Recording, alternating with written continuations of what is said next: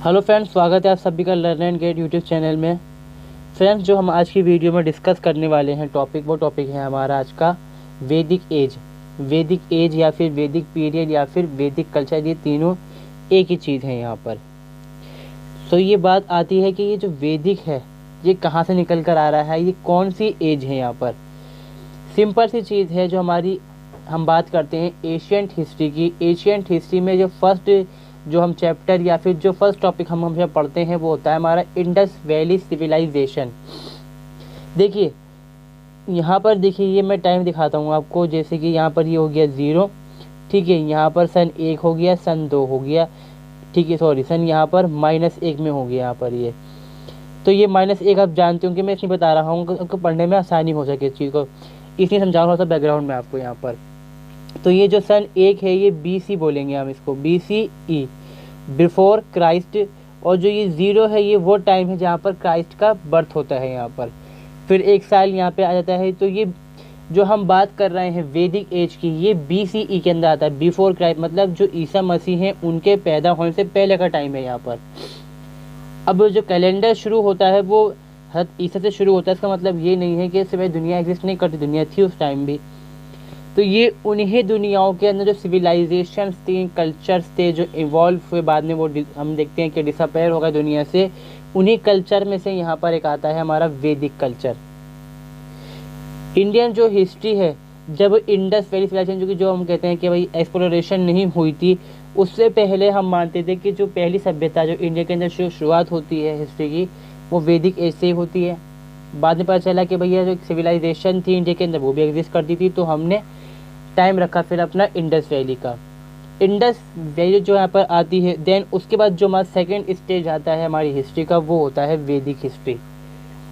वैदिक हिस्ट्री यहाँ पर हम किसने कह रहे हैं, अब ये बात सवाल उठता है यहाँ पर। तो इसका सवाल का जवाब सीधा सा यहाँ पर ये है कि जो वेदा है, जो हिंदू धर्म है, जो हिंदू लोग होंगे वो जानते हैं कि उनके यहाँ पर 4 वेद होते हैं, धार्मिक ग्रंथ होते हैं। सबसे पुराने धार्मिक ग्रंथों में आते हैं हिंदू धर्म के, वो 4 वेद होते हैं। पहला ऋग्वेद है, यहाँ पर यजुर्वेद है, अथर्ववेद है, ठीक है, सामवेद है। तो 4 यहाँ पर ये वेद होते हैं। सबसे पुराना जो वेद इनके अंदर माना गया है वो ऋग्वेद को माना गया है। तो ये वो टाइम है जब वेदों की यहाँ पर रचना की गई थी। मतलब जो वेद हैं उनको राइटिंग की गई थी, उनको लिखा गया था यहाँ पर। और उन वेदों के अंदर जो बातें लिखी हैं उनका जब हम एनालिसिस करते हैं, तो जब हम उसे जानते हैं, समझ पाते हैं, तो हम उस टाइम की कंडीशन को पढ़ पाते हैं। और वही जब कंडीशन हम पढ़ते हैं तो वो हमारी हिस्ट्री बन जाती है और हमारी एशियंट हिस्ट्री का ये पार्ट बन जाता है इस तरह से, क्योंकि सबसे पुराना है। इससे पुराना हमें कुछ मिलता नहीं है इस तरह से अगर हम देखें तो। हालांकि जो इंडस वैली है उससे पहले, ये जो वैदिक एज है उससे पहले की सभ्यता है यहाँ पर इंडस वैली। हालांकि ये बाद में सारी चीज़ को मतलब बाद में हमने इसको एक्सप्लोर करा, तो वैसे हम जो वैदिक एज उसको फर्स्ट स्टेज मानते थे, अब तो हम इसको फिलहाल सेकेंड स्टेज मानते हैं। तो यहाँ पर जो वैदिक एज का जो पीरियड माना गया है, यहाँ पर जो वैदिक पीरियड जो माना गया है, उसका जो टाइमिंग कहा गया है वो यहाँ पर है 1500 BC से 600 BC। अब मैं जैसे आपको समझाया था कि यहाँ पर तो क्राइस्ट है, ये सन 1 हो गया, ये सन 1 BC हो गया, ठीक है। तो मतलब यहाँ पर क्या है कि 1500 में शुरू होता है ये और 600 में जाकर ये ख़त्म होता है, यानी कि इस तरफ चल रहा है ना यहाँ पर। क्योंकि टाइम तो यूँ जाएगा, टाइम यूँ नहीं जाएगा। बहुत से लोगों को पता कन्फ्यूजन क्या होती है कि 600 से लेकर 1500 तक चला, मतलब ये है कि सन 600 से लेके जो 1500 है मतलब चला। इसका मतलब ये नहीं है, इसका मतलब यहाँ पर ये है कि 1500 है सन BC क्राइस्ट, ईसा मसीह के पैदा होने पे जो टाइम है उससे 1500 साल पहले से उनके पैदा होने 6 साल तक ये चला यहाँ पर। मतलब कितने साल चल गया अब इसका हिसाब लगा लीजिए आप। करीबन ये 900 साल तक ये टाइम जो है ये एग्जिस्ट करता है वैदिक एज।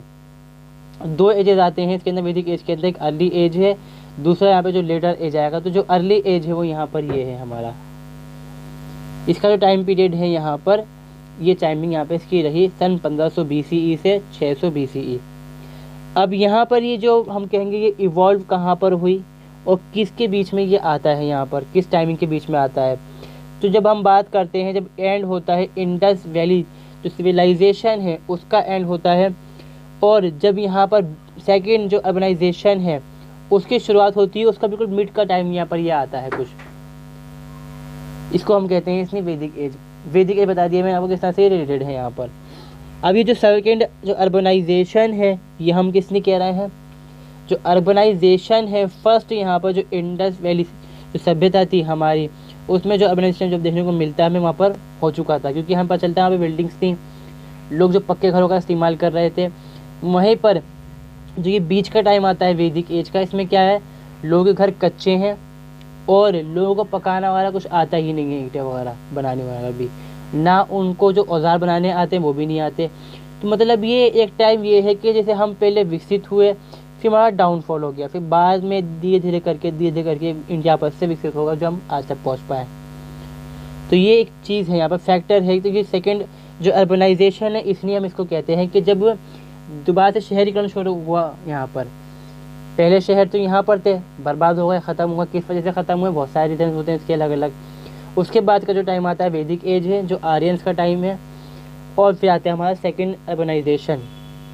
और ये कहाँ पर ये एग्जिस्ट करती थी, यहाँ पर in the central Indo Gangetic plain, when the Vedic literature including the Vedas 300 BCE 900 BC was composed in the northern Indian subcontinent। हमने ये कहा कि जो वैदिक एज है वो यहाँ पर कब आती है, कहाँ पर होती है, इंडो गैंगेटिक प्लेन। अब देखो सिंध नदी जो है, इसके अंदर मैंने मेंशन नहीं करी, जो शुरुआत होती है, जो बिगिनिंग होती है हमारे वैदिक एज की, वो शुरुआत यहाँ पर होती है हमारी जो सिंधु नदी है उसके पास से। ठीक है, ये सिंधु रिवर जो बहती हुई जा रही है यहाँ पर, ये सिंधु रिवर है। और यहाँ से जो हम देखते हैं कि होते होते जो गंगा है वहाँ तक ये फैली हुई है। बिगिनिंग में थोड़ी कम थी फैली, बाद में जो हम देखेंगे कि और ज़्यादा इसका जो एक्सपेंशन है वो लगातार होता रहेगा यहाँ पर।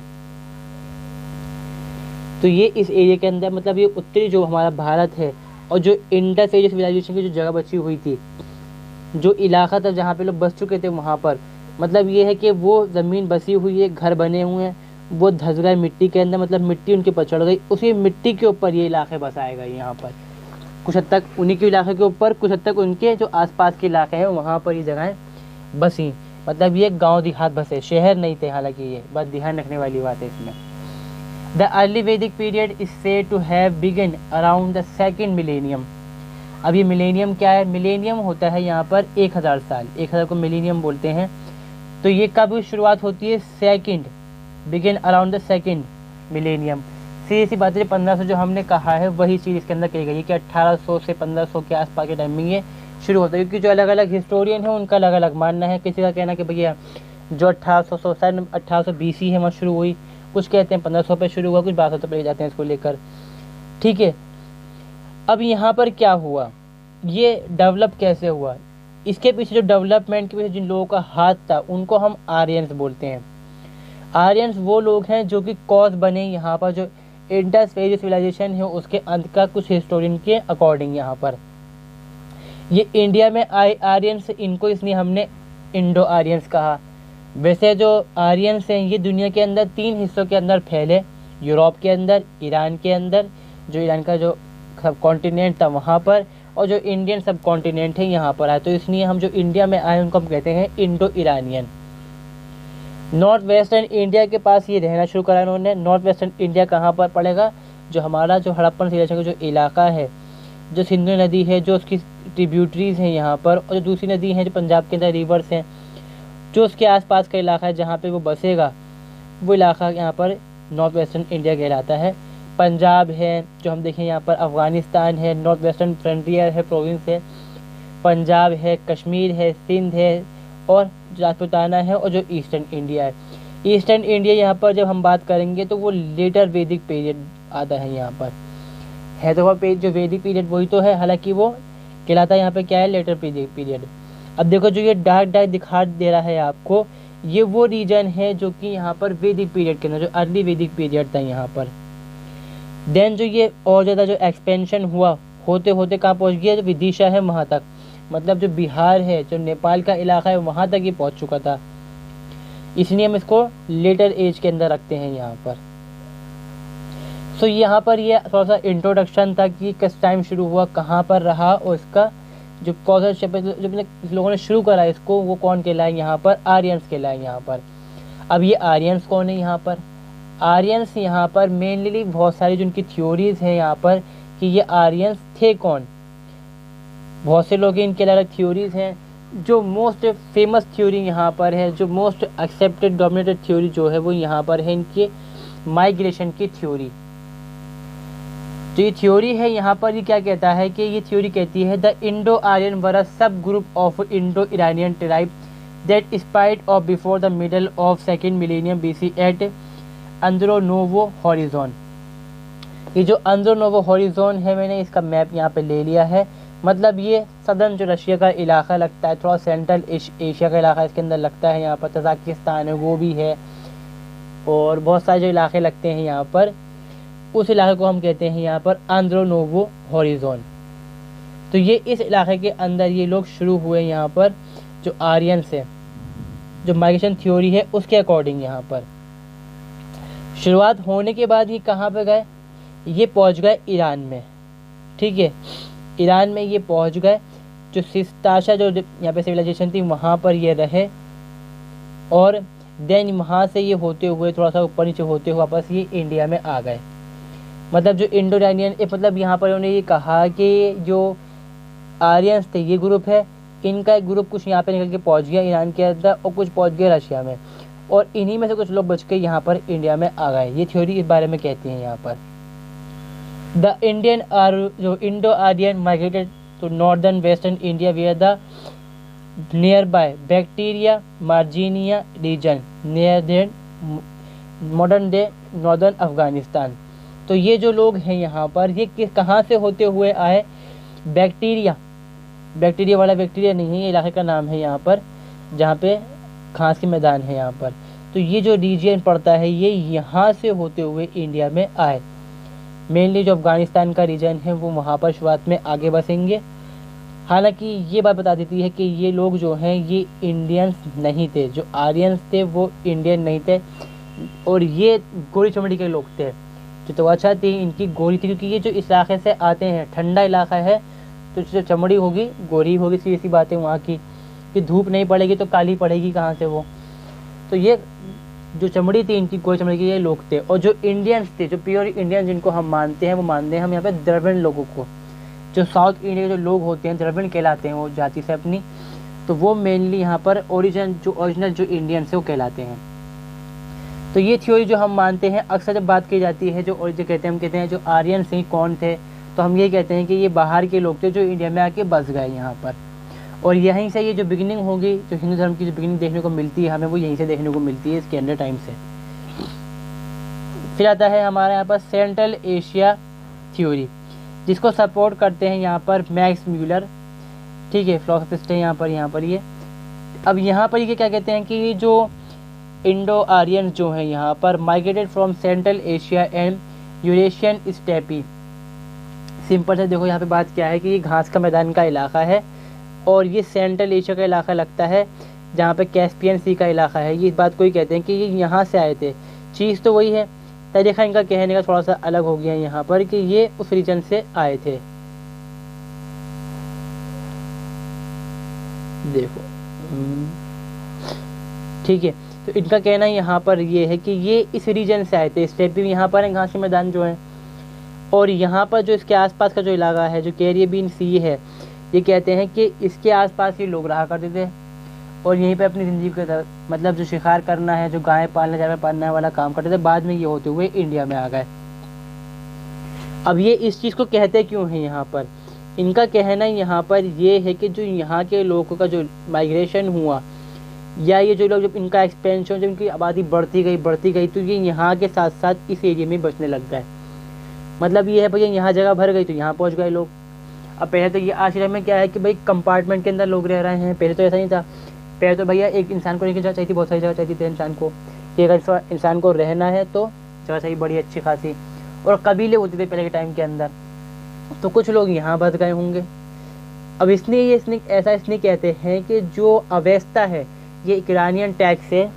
ईरानियन टैक्स के अंदर कुछ वर्ड्स मिलते हैं जो सिमिलर हैं इंडिया के, जो हम अगर देखें बोलने के लहजे के अकॉर्डिंग, कि जो हमारा जो तर्ज है बोलने का यहाँ पर, जो हमारी स्पीकिंग का जो लैंग्वेज है वो उस तरह से। देखो ऋग्वेद के अंदर जो सरस्वती रिवर है उसका मेंशन किया गया है। आज के टाइम में ये एग्जिस्ट नहीं करती। जो हरियाणा का रीजन है वहाँ पे कभी ये एग्जिस्ट करती थी ये। अब इसमें कहते हैं कि ये जो सरस्वती रिवर है इसको हरकवती रिवर कहा गया है, जो अवस्था है उसके अंदर। ऐसा क्यों है, हमने क्यों इसको यहाँ पर क्या करा, मतलब हमने ये कहा कि हमने इसको मैच करने की कोशिश करी। ऐसा इसलिए कहा कि जो सिंधु रिवर है उसको ईरानियन जो है वो हिंदू रिवर कहा करते थे। आज भी कहते हैं वहाँ के लोग।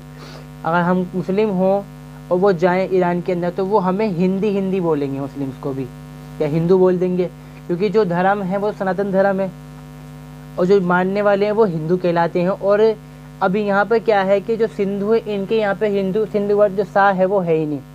ईरानियन जो लैंग्वेज, जो पर्शियन लैंग्वेज है उसके अंदर सा तो होता ही नहीं है, वहाँ पे हा होता है, तो वो सिंधु को हिंदू बोल डालते हैं यहाँ पर। और जो सिंधु के इस साइड है, जो मतलब जो वेस्टर्न साइड में, जो ईस्टर्न साइड में लेंगे वो हिंदू लोग कहला देंगे। तो इस तरह से उन्होंने ये कहा कि जैसे यहाँ पर सा है सरस्वती के अंदर, तो जो अवेस्ता है उसके अंदर लिखा हुआ है जो रिवर उसके बारे में, हरकवती के बारे में। तो ये जो लोग हैं ये ईरानियन, मतलब यहाँ पर ये जो सेंट्रल एशियन लोग हैं वहाँ से होकर ये आए थे। ठीक है। फिर जो थ्योरी आती है वो आती है यहाँ पे हमारी यूरोपियन थ्योरी कि ये यूरोप के लोग हैं, इंडिया के लोग नहीं हैं। यहाँ पर ये बाल्टिक जो इलाका है ख़ासतौर पे वहाँ से आके बसे हैं इंडिया के अंदर, कि वहाँ के लोग थे रहने वाले। इसको प्रोपाउंड करा था यहाँ पर सर विलियम जॉन्स ने।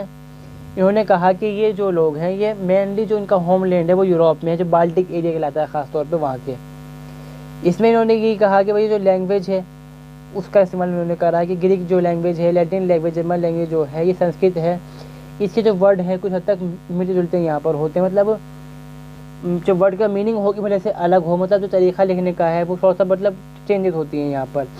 जैसे उन्होंने कहा कि पितरी को बोलते हैं यहाँ पे मदरी, आर पितरी मदरी similar to Latin word pater and mater. अब तरीका तो भैया लिखने का अलग है, मगर इनको लगा कि इस तरह से ऐसा हो सकता है। अब जो ये थ्योरीज़ हैं ये कहलाएंगी हमारी इंटरनेशनल थ्योरीज़। एक तौर पर अगर इनको हम देखें कि ये वर्ल्ड जब बात करते हैं हम हिस्ट्री की, तो हम ये कहेंगे कि भैया ये जो इंटरनेशनल थ्योरीज़ है एक तरह से। अब आती हैं हमारी कुछ एक्सट्रीम नेशनलिस्ट थ्योरीज़, जिसमें ये कहा गया नहीं जी नहीं, जो ये आर्यन है ये इंडिया का खून है, ये यहीं के लोग थे।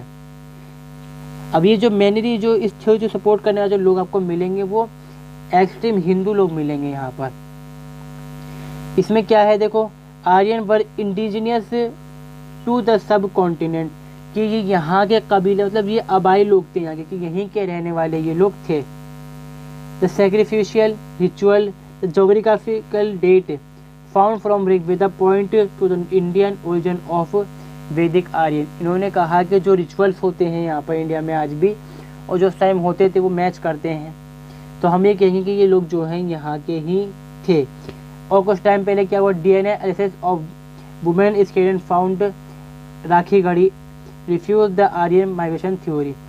जो ये स्केलेटन मिला यहाँ पे राखी गढ़ी के अंदर ही बताता है कि भैया ये लोग जो आर्यन थे यहाँ पे पैदा हुए रहे होंगे। इस बारे में ये थ्योरी है, इसको सपोर्ट कौन कौन करता है, doctor Sampurnanand and AC Das, Ganganath Jha etcetera. Then यहाँ पे हमारी एक थ्योरी जो आती है बाल गंगाधर तिलक, ये भी एक एक्सट्रीम नेशनलिस्ट है अपने टाइम के अंदर, क्योंकि कहता था कि भैया जो तुम्हारा हक है उसको मांगो नहीं, छीन लो सामने वाले से, जो तुम्हारी चाहिए तुम्हें उसमें उसको मांगना नहीं चाहिए, तुम्हें छीनना चाहिए उस चीज़ को। हालांकि ये कहते हैं कि ये जो हमारे जो आर्यंस हैं ये इंडियन नहीं थे, ये जो आर्कटिक रीजन जो ठंडे इलाके हैं हमारी, ये वहाँ से आए थे, मतलब नॉर्थ पोल के टाइप से कहीं से ये होते हुए इंडिया में आए थे। क्योंकि इसमें क्या है कि वेद के अंदर बताया गया है कि साल के अंदर 6 महीने, जो Vedas speak of 6 month of long day and long night, इसमें ये कहा गया है कि 6 महीने तो मतलब दिन होता है, 6 महीने की रात होती है। इस तरह बताया गया है कि 1 साल होता है। अब ये कहाँ पे होता है, जो आर्कटिक जो रीजन है, जो नॉर्थ पोल है वहाँ पर होता है, उसके आसपास जो इलाका है। तो ये कहते हैं कि होता है ये वहाँ से है, इसलिए ये ऐसा कहते हैं यहाँ पर। तो जो हम देखते हैं कि भैया 4 थ्योरीज ऐसी आ गई जो ये कहती हैं कि ये इंडियन नहीं थे। तो हम ये मान के चलते हैं आज के टाइम में कि ये जो आर्यंस थे वो माइग्रेटेड यहाँ पर लोग हैं, इंडियंस यहाँ पर ये नहीं है। हमने ये कहा कि ये सेंट्रल जो एशिया है और जो हमारा आंध्र नोवो जो सदर्न जो एशिया का इलाका है, ये वहाँ के रहने वाले कहीं के थे, और देन ये माइग्रेट होकर रशिया गए, यूरोप गए, और ईरान गए, और में से कुछ जो है वो इंडिया में आकर बस गए। तो ये चीज़ इनकी यहाँ पर चलता है हमें कि ये लोग कौन हैं, अब इन्होंने लिखा क्या, और ये यहाँ पे बस सोर्सेस क्या हैं इनके बारे में कि ये लोग उस टाइम में एग्जिस्ट करते थे। तो हम बस सिंपल सा सोर्सेज है, 4 वेद हैं इनके बारे में जो बता दिया है मैंने आपको, ऋग्वेद, यजुर्वेद, सामवेद और अथर्ववेद या अर्थवेद जिसको हम बोलते हैं यहाँ पर। तो यहाँ पर जो हमने कहा कि ये वेद है, वेद शब्द कहाँ से निकल कर आता है, पहली बात तो ये निकल के आता है टू नो, वेद से आता है, विद्या, इतना से हम ये कहते हैं ना कि मतलब इसका ये है कि जो वेद शब्द आ रहा है विद से आ रहा है, विधा या फिर विद्या, 2 वर्ड आते हैं इसके अंदर। इसका मतलब ये होता है कि भैया पढ़ना, जानना, समझना। Two point it another way, the phrase Vedas mean superior wisdom. अगर हम इसका दूसरा वे में देखें यहाँ पर कि ये वो लोग थे जो सुपीरियर, सबसे आज़ाद लोग थे यहाँ पे अपने तौर के अंदर, पढ़े लिखे भी थे और अपने आप में सबसे आज़ाद लोग थे, मतलब किसी के ये गुलाम नहीं थे यहाँ पर। The 4 Vedas, Rigveda, Yajurveda, Samaveda and Atharvaveda make up Vedic literature. The Rig Veda has 1028 hymns and it is the oldest of the 4 Vedas. इसमें ये कहा गया, हम जानते हैं ये 4 वेद होते हैं, अथर्ववेद, यजुर्वेद, ऋग्वेद और सामवेद। और जो ऋग्वेद है उसके अंदर जो हाइम्स है यहाँ पर, मतलब जो श्लोक हैं जिनको हम बोलते हैं, 1028 श्लोक हैं इसके अंदर, और इसको 10 चैप्टर के अंदर डिवाइड किया गया है यहाँ पर। और जो 10 चैप्टर हैं इसमें से जो 8 चैप्टर हैं वो पुराने हैं, 2 चैप्टर जो हैं वो लेटर वैदिक एज के अंदर जोड़े गए थे यहाँ पर। इसमें चैप्टर 10 आता है और चैप्टर 1 आता है जो बाद में ऐड किया गया था, और चैप्टर 10 ही यहाँ पे बात करता है वर्ण सिस्टम के बारे में। वरना यहाँ पे क्या बात निकल के आ रही है कि जो अर्ली वैदिक पीरियड है उसके अंदर वर्ण सिस्टम था ही नहीं। बाद में ये जो लेटर वेद जो आएंगे यहाँ पर, जिसमें हम कहेंगे जो यजुर्वेद है, सामवेद है, अथर्ववेद है लिखे गए थे, उस टाइम ये शुरुआत होती है। जो ऋग्वेद है इसको लिखा किसने था यहाँ पर हम जानने के बारे में, तो ये बहुत इंपॉर्टेंट पॉइंट हो सकता है आपके, नहीं होता कि टिक मार्क के आंसर में ये आ जाए। तो इसका मतलब लिखने वाला कौन है, इसको यहाँ पे कृष्णा द्वैपायन और विद्या नारायण 2 लोग थे, इन्होंने लिखा था यहाँ पर। मतलब ये जो हम कहते हैं कि जो धर्म हिंदू धर्म उसको जानने वाले लोग थे, इन्होंने इसको लिखा था यहाँ पर। अभी जो लिखे गए हैं यहाँ पे श्लोक जो हाइम्स हैं इसके अंदर, जो हम हिम्स जो भी बोलते होंगे आप लोग, जो प्रोनाउंसिएशन जो निकल के आता है आपके मुंह से, इसको लिखा किसने गया था कि भगवान की ऑनरशिप के अंदर लिखा गया था, मतलब भगवान की तारीफ के अंदर लिखा गया था यहाँ पर। अपने जो भगवान है, देवता है, जो ईश्वर है, उसकी तारीफ के अंदर इनको लिखा गया था। जो ऋग्वेद बता दिया है मैंने आपको किसने लिखा गया था, भाई भगवान की तारीफ के अंदर श्लोक हैं सारे के सारे इसके अंदर। कभी हो सकता है आपने पढ़ा भी हो, तो मैंने तो पढ़ा इसको एक बार, बड़ी हार्ड संस्कृत लिखी हुई थी, पढ़ले नहीं पड़ती बिल्कुल भी। जिसको अगर हल्की फुल्की संस्कृत आती है वो समझ नहीं पाएगा बिल्कुल भी, इसको बहुत मुश्किल संस्कृत इसमें लिखी हुई। और श्लोक में लिखा होता है, मतलब इतनी सी लाइन, मतलब इतनी बड़ी बुक है मान लो, तो इतने श्लोक यहाँ लिखा है, श्लोक फिर यहाँ लिखा है, फिर श्लोक ऐसा लिखा हुआ है, इस तरह से ये लिखा हुआ है फिलहाल, और संस्कृत में बिल्कुल प्योर। अब जो यजुर्वेद है, तो दूसरी हमने कहा यहाँ पे जो वेदा है यहाँ पर हमारा, वो है कि number of law that must be follow during sacrifice.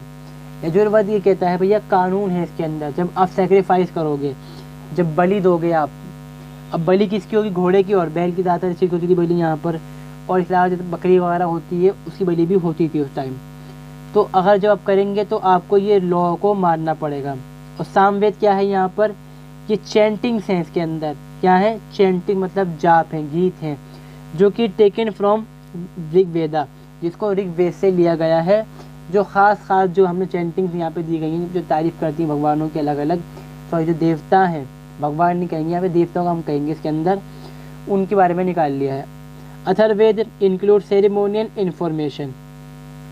जो अथर्ववेद है इसके अंदर बताया गया है भैया जो सेरेमोनियल जो काम होते हैं हमारे, जो सभा लगनी है, किस पे क्या ऑर्डर आना है, किस पे मतलब कैसे सभा के अंदर में आयोजन करना है, उसका बताया गया है अथर्ववेद के अंदर। ये जब बुक्स लिखी गई, जो वेद लिखे गए, जो इनके बाद चीज़ें लिखी गई वो कहलाती हैं यहाँ पे ब्राह्मणा।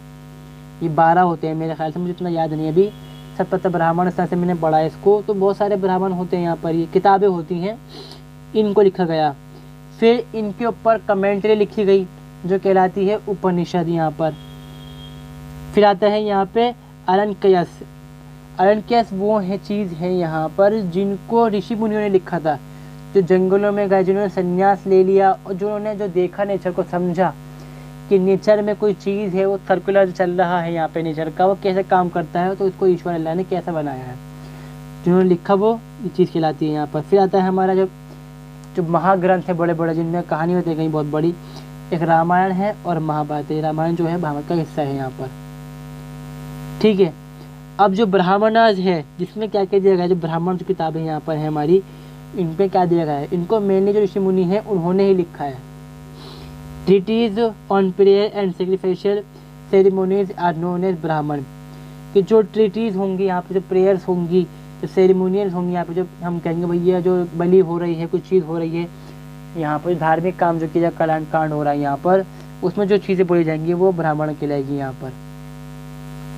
दूसरा आता है the Upanishad are philosophical word works that address topic such as soul and the absolute, the genesis of the universe and the nature secrets. जो उपनिषद और कमेंट्री है बेसिकली यहाँ पर, जो हमारा हमने वेदा कहा है इसको, उसके ऊपर कमेंट्री है, समझाया गया इसके अंदर, मतलब सिंपलीफाई किया गया है इसको यहाँ पर। तो इसमें बताया गया है दुनिया में आत्मा क्या है, इंसान की आत्मा क्या है, परमात्मा क्या है, कि जो हमने कहा द एब्सोल्यूट कौन है, मतलब जो एक ईश्वर है वो कौन है, यहाँ पर बताया गया है कि दुनिया में एक ही ईश्वर है। और जो अवतारवाद है वो बाद में शुरुआत होती है, पहले दुनिया के अंदर जो अवतारवाद है वो नहीं था। जेनेसिस ऑफ यूनिवर्स की दुनिया कैसे बनी है यहाँ पर, और जो नीचे के सीक्रेट्स हैं वो यहाँ पर आएंगे। द वुडलैंड लिटरेचर और Aranyakas deal with the mysticism, ceremonies and rituals and sacrifices. अब जो हमने कहा यहाँ पे मिस्टिसिज्म जो है यहाँ पर, ये कहलाता है हमारा ब्राह्मण संन्यासवादी, मतलब जो दुनिया को छोड़ डालते हैं, संन्यास ले लेते हैं, और जो भगवान की जो जाप है, अपने जो भगवान है उसकी जो प्रार्थना करनी, दुआ करनी, बात करनी, उसमें लग जाते हैं ये लोग। तो इसके अंदर क्या बताया गया है, जो इन लोगों ने जो संन्यास जो समझा, देखा, दुनिया को देखा, वो बात इन्होंने इसके अंदर लिखी यहाँ पर। फिर आता है रामायण, जिनको वाल्मीकि ने लिखा था यहाँ पे, और वेदास रोड द महाभारत, देवदास वेद व्यास, महर्षि वेद व्यास हैं, और वाल्मीकि महावीर जो है यहाँ पर ऋषि, इन दोनों ने किताबें यहाँ पर लिखी थी। तो ये जो हमारा आ गया वैदिक पीरियड आ गया, इसमें जो लिटरेचर था हमने, और ये जो लिटरेचर है यही यहाँ पर सबसे बड़ा सोर्स ऑफ इंफॉर्मेशन है हमारे लिए। इसके अलावा पास जो भी सोर्सेज हैं वो बहुत ही या तो कमज़ोर हैं, या फिर मतलब बर्तन वगैरह मिले हमें, कुछ मतलब मिट्टी की चीज़ें मिली हैं यहाँ से, मगर वो इतने काम के फिर भी नहीं है। जैसे कि जो इंडस वैली जो सिविलाइजेशन यहाँ पर जो है, जो उसके सामान मिलता है हमारे काम करता है, ये ऐसे नहीं है यहाँ पर। इसको जो वैदिक पीरियड है इसको हम 2 पार्ट यहाँ डिवाइड करते हैं। ऋग वेदा जो 1500 BCE से लेकर जो 1000 BCE है वहाँ तक चलता है यहाँ पर। फिर देन आता है यहाँ पर लेटर वेदा जो 1080 BCE से लेकर 600 BCE तक चलता है यहाँ पर टाइम। तो जो हमारी वीडियो है ये वाली, इसमें हम बात करने वाले हैं हमारे जो ऋग वैदिक पीरियड है उसके बारे में, मतलब जो अर्ली वैदिक पीरियड है। जो अर्ली वैदिक पीरियड है वो रिलेटेड है यहाँ पर ऋग वेद से, क्योंकि जो ये यजुर्वेद है, सामवेद है, अथर्ववेद हैं, ये बाद में लिखे गए थे, मतलब करीबन 100 साल बाद इसके लिखे गए, 2 साल बाद इसके लिखे गए यहाँ पर ये। इससे पहले सिर्फ यहाँ पर ऋग्वेद था, और सिर्फ ऋग्वेद ही हमारे पास ओनली ऑन वन यहाँ पर पास जो हम कहेंगे जो एविडेंस है यहाँ पर ये है, ठीक है। अब बता देता मैंने आपको कि इसके अंदर 1080 हेम से यहाँ पर मतलब जो अनुवाद, मतलब जो हमने कहा ना कि गीत भजन कीर्तन जो होता है वो चीज़ है यहाँ पर, और उसको 10 मंडल के अंदर, मतलब चैप्टर के अंदर बांटा गया है। फर्स्ट एंड 10 चैप्टर है, उसको बाद में जो लेटर वैदिक पीरियड उसमें ऐड किया गया है, और इसी के अंदर जो वर्णा सिस्टम है जो आज के टाइम में एग्जिस्ट करता है धर्म के अंदर, वो चीज़ इसमें यहाँ से ही आई है। इसके अलावा अगर हम देखें तो एक किताब और होती है मनुस्मृति भी यहाँ पे किताब है, जो हिंदू धर्म के अंदर बहुत ज़्यादा पूज्य भी है।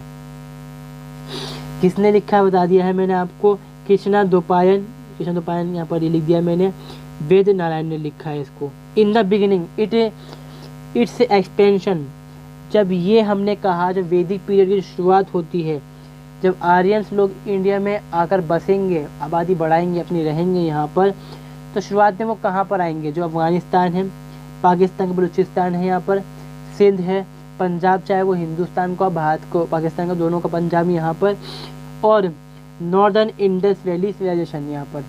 मतलब हमने ये कहा कि जो मैंने मैप को भी जो लिया था मैं दिखाता हूँ आपको, हाँ जो ये मैंने लिया है इसके अंदर, जब ये शुरुआत में आकर बसेंगे तो ये जो अफगानिस्तान का रीजन है यहाँ बस गए भाई, यहाँ पर आकर सीधी बात है। जो पाकिस्तान का रीजन है इसमें बड़ी चर्चा यहाँ पर आकर इसमें बच जाएंगे, ये थोड़ा सा यहाँ पर आ गया। फिर सिंध है, यहाँ पर सिंध इधर आ गया, पंजाब यहाँ पर आ गया, हिंदुस्तान का पंजाब और जो पाकिस्तान का पंजाब मिलाकर। मीन्स यहाँ पर आप देखो कि ये जो सभ्यता है, यहाँ पे सभ्यता थी हमारी पहले वाली, जो हम कहते हैं जो सिंधु सभ्यता यहाँ पर थी। देन यहाँ पर आते हैं ये इसी के मतलब हम कहेंगे जो बर्बादी है, तो बर्बाद हुआ हिस्सा था उसके ऊपर ही बस गया आकर, या फिर उन्होंने बर्बाद करके बसाया अपने आप को, ये हम चीज़ मान सकते हैं इसमें। अब देखिए और क्या हुआ बाद में, क्या हुआ जब ये लेटर पीरियड जो आएगा, ये जो वेस्टर्न उत्तर प्रदेश है, जो गंगा की नदी के जो किनारे हैं वहाँ तक ये लोग पहुँच गए थे बिल्कुल, ठीक है। पता क्या चलता है हमें कि कुरु पांचाल जो वहाँ पे क्लैंस थी वो इसके अंदर मिल गई थी आकर, उस टाइम के अंदर उनका जिक्र मिलता है। जो ऋग्वेद है, जो अथर्ववेद जो है उनमें जिक्र मिलता है, इसलिए हम मानते हैं कि हाँ ये यहाँ तक इसका एक्सपेंशन हुआ था। तो जो माइग्रेटेड जो लोग थे, जो हम कहते हैं जो ये आर्यन जो हैं, ये जिस एरिया में बसे, जो अफगानिस्तान है, बलूचिस्तान है, जो सिंध का इलाका है, इसका नाम था सप्त सिंधु। जो ऋग्वेद है उसके अंदर इस इलाके को ये नहीं कहा गया ये अफगानिस्तान, पाकिस्तान या इंडिया का इलाका है, इसमें इस रीजन के लिए इस्तेमाल किया गया है वर्ड सप्त सिंधु, मतलब यहाँ पर के 7 नदियों का इलाका। अब सिंधु कहाँ गया, तो मतलब सिंधु की जो 7 नदियाँ मिलकर बनती हैं यहाँ पर, इसमें से कौन कौन सी नदियाँ आती है? झेलम, चेनाब, रावी एंड सतलुज, ये बहती हैं पंजाब के अंदर हमारे, ठीक है। फिर आती है इंडस, और जो सरस्वती नदी आती जो थी यहाँ पर वो भी इसमें आती है। जो नदी है यहाँ पर सरस्वती वो आज फिलहाल में एग्जिस्ट नहीं करती, जो इसकी 6 नदियाँ हैं वो तो एग्जिस्ट करती हैं फिलहाल। तो ये सप्त सिंधु का इलाका था जहाँ पर ये नदियाँ बहा करती थी यहाँ पर, तो ये लोग वहाँ पर बसे। बताया इन्होंने अपने जो किताब है उसी के अंदर बताया इस चीज़ को यहाँ पर। अब यहाँ पे क्या देखते हैं, the production of Rigveda hymn से related to the age of early Rigveda, the date is estimate to be between 15,000 BCE 1500 BCE sorry 1000 BCE तक। इसके टाइम में उन्होंने कहा कि भाई बाद में जो ये ऋग्वेद लिखा गया 1500 से लेकर 1000 BC के बीच में लिखा गया था। अभी किस टाइम लिखा गया एग्जैक्ट कोई टाइम हमें मालूम नहीं, क्योंकि जो ऋग्वेद है ये खुद सोर्सेज है और इसके अंदर बात लिखी ही नहीं है बिल्कुल भी। अब देखो इसमें जो सिस्टम हमें पढ़ना होता है, जो चीज़ हम देखते हैं, जो पॉलिटिकल ऑर्गेनाइजेशन है, मिलिट्री है, इकोनॉमी है, सोशल लाइफ है, रिलीजियस लाइफ है, जो हम पढ़ते हैं, ये अलग तरह से तरीका होते हैं पढ़ने के हमारे, ताकि हमारी जो थिंकिंग है वो डेवलप हो पाए यहाँ पर। तो इसलिए हम सबसे पहले पढ़ेंगे यहाँ पर पॉलिटिकल ऑर्गेनाइजेशन। जो हमें सिस्टम पढ़ा था यहाँ पर जब हम बात कर रहे थे, जो इंडस सिविलाइजेशन यहाँ पर थी हमारी, उसमें हमने देखा था भाई ये सिस्टम थी, मोनार्की थी, फिर डिवीज़न था यहाँ पर, वही सेम चीज़ यहाँ पर भी है, मगर ये सभ्यता जो ये टाइम है ये कोई अर्बनाइजेशन का टाइम बिल्कुल भी नहीं है यहाँ पर। किंगडम नॉन एज राष्ट्र, जो राज्य था, जो स्टेट था, एज नोन एज अ राष्ट्र, के जो देश है वो राष्ट्र के तौर पर उसको कहा गया है जो ऋग्वेद है उसके अंदर। देन यहाँ पर डिवीजन था बहुत सारा, जो राजा था उसका नाम था यहाँ पर राजा, राजन या फिर गोपा। अब गोपा कब था यहाँ पर, जब वो गायों की रक्षा करेगा यहाँ पर, कि भैया गायों का स्लॉटर नहीं किया जाए, इसको बलि नहीं चढ़ाई जाए यहाँ पर। वजह क्या थी कि भैया पवित्र था ये उस टाइम के अंदर, और यही एक यहाँ पर सिस्टम था कि जो ज़मीन भले से आपके पास हो मगर आपके पास गाय होनी चाहिए यहाँ पर, क्योंकि वो खेती करना जानते नहीं थे ये लोग सही से। In his governance, the monarch was headed by Purohita, priest and the Senani और आर्मी लीडर। इसमें ये कहा गया जो दरबार था राजा का, उसके अंदर कौन कौन लोग खास तौर पर शामिल थे। पुरोहित इसलिए था कि भैया जो देवताओं की कृपा है वो दिखाई जा सके राजा के ऊपर। अब लोग प्यार से अगर नहीं मानते फिर उसकी नहीं सी बात है, इतना नहीं होगा यहाँ पे जो लड़ाई करनी है, मतलब जो योद्धा है, कमांडर है, ठीक है। अब जो राजा थे यहाँ के, ये जो राजा थे, हम देखते हैं जो राजा बनते हैं वो ज़मीन के ऊपर राज करते हैं, और ज़मीन में जो लोग रहेंगे उनके ऊपर दायित्व पे, मतलब जहाँ पे लोग रहेंगे जिनके पास कंट्रोल रहेगा वो लोग उनके अंडर आ जाएंगे अपने आप ही। अब वही चीज़ यहाँ पर नहीं थी, नहीं थी बिल्कुल भी। यहाँ पे क्या था कि जो लोग हैं, जो राजा था, लोगों का राजा था यहाँ पे, ज़मीन का राजा वो नहीं था। कि मतलब जो है राजा, लोग मूव करेंगे तो राजा भी उनके साथ ही कहीं और मूव करेगा यहाँ पर। तो ये चीज़ यहाँ पर एग्जिस्ट करती थी यहाँ पर, ठीक है। तो जो राजा की पोजीशन थी यहाँ पर वो इस तरह की यहाँ पर थी। जो राजा के जो नाम थे यहाँ पर, जो हम कहते हैं, जो अभी हमें टाइटल्स मिलते हैं, टाइटल यहाँ पे क्या था, गोपा जनस्या और गोपा गोपाली जनस्या, मतलब कि रक्षा करने वाला, गायों की रक्षा करने वाला। यहाँ पर वही जो गाय थी वही सबसे ज़्यादा खास चीज़ थी यहाँ पर, थी यहाँ पर उस टाइम के वक्त में। अब एक चीज़ थी कि जो एक राजा था, हमारे पास कोई सोर्स ऐसा है नहीं यहाँ पर कि कुछ टाइम में हमें देखने को मिलता है कि जो राजा बने इस टाइम में वो इलेक्टेड थे। कुछ में लगता है हमें यहाँ पर जो हेरिडेटरी बनने को मिलता है, मतलब कुछ सोर्सेज बताते हैं कि राजा जो थे वो हेरिडेटरी मतलब वंशवाद था यहाँ पर। कुछ में ये था कि जो लोग थे वो चुनते थे अपने राजाओं को यहाँ पर। फिर आता है हमारा डिवीज़न, जो राज्य है यहाँ पर, जो किंगडम है उसका डिवीज़न कैसे था यहाँ पर। तो देखिए जन, देखिए जो आप देखेंगे यहाँ पर जो जन है वो ट्राइब्स हैं यहाँ पर। मेनली क्या है यहाँ पर, ऋग्वेद के अंदर इसको 275 बार इसका मेंशन किया गया है। और जो इसका जो ऑफिसर था उसको गोप कहा करते थे यहाँ पर, गोप। जन यहाँ पर ट्राइब है, और ट्राइब का जो लीडर है वो क्या है यहाँ पर, जना। बता चुका हूँ मैं आपको कि ज़मीन के ऊपर राज नहीं था, लोगों के जो ग्रुप्स थे उनके ऊपर, मतलब लोगों के ऊपर राज था, और लोग जो थे वो ग्रुप्स में डिवाइड थे, और ग्रुप फिर फर्दर सब ग्रुप कितने डिवाइड थे यहाँ पर, फिर ग्रुप पे ग्रुप और डिवाइड थे इस तरह से। मतलब यहाँ पर क्या है कि जो देश है, जो जनता है वो बटी हुई थी यहाँ पर जनों के अंदर, मतलब प्रांतों के अंदर जहाँ पर एक तरह के लोग रहा करते थे। फिर जो जन थे यहाँ पर ये डिवाइड थे किसके अंदर, विशु या फिर विसा के अंदर, मतलब डिस्ट्रिक्ट के अंदर, सीधी बात है यहाँ पर। और जो इसका हेड था वो कहते थे यहाँ पर विसापति। और सबसे जो छोटी यहाँ पे यूनिट थी, मतलब डिस्ट्रिक्ट से छोटी जो यूनिट थी वो थी यहाँ पर ग्राम, जिसको हम कहते हैं ग्राम यानी गांव। और जो इसका चीफ ऑफिसर था कहते थे यहाँ पर उसको ग्रामीणी, गांव का रखवाला यहाँ पर। But it may be use for a tribal unit mainly modified for the warfare. अब देखो वही बताया मैंने आपको, जो जन थी वो कहती ट्राइब थी, बड़ी ट्राइब थी यहाँ पर। और जो गाँव के अंदर जो ट्राइब थी वो छोटी और ट्राइब थी, और जो उनका मुखिया था उसका नाम था ग्रामीणी। The village consist of a group of family और कुल। अब गांव के अंदर क्या डिवीज़न तो हो रहा था कि भैया ये इस खानदान का है, ये इस खानदान का है, ये घर है इसका, ये घर उसका है। ये डिवीज़न यहाँ पे था जिसको हम कुल कहते हैं। और हिंदू धर्म के अंदर आज भी कुल पाए जाते हैं, ये वहीं से सिस्टम की शुरुआत है, ठीक है। और जो कुल का हेड था यहाँ पे कुलपति, कुलापा, गृहपति इसका नाम हुआ करता था यहाँ पर। During the Rigved period, there were various tribal kingdoms such as Bharat, मत्स्यन, यादूज और पोरुस। अब इसमें कहा गया कि ये जो स्टेट था, अब स्टेट का डिवीज़न था यहाँ पर। जो जन है यहाँ पर वो जनता के हिसाब से है डिवीज़न।